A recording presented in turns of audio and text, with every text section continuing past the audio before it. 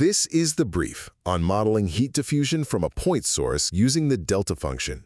So we're looking at how scientists use this really cool mathematical tool, the delta function. Think of it as a way to model super intense energy sources, like a tiny pinprick of heat. And this lets them create some incredibly powerful simulations of how that energy actually spreads out. First up, the core idea. The delta function basically acts as the perfect stand-in for a point source. So instead of thinking about heat spread over even a small area, this tool just says, nope, all the energy is right here, at one single infinitely tiny spot. And that kind of precision, it's absolutely crucial for getting the models right. Second, once we've nailed down where the heat is, the next big question is when. See, the system's behavior totally changes depending on its time profile. Is the heat on all the time, what we call a steady state, or is it just a quick blast, an unsteady or transient state?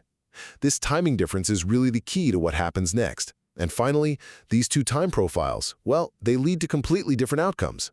A continuous, steady-state source reaches a kind of balance or equilibrium.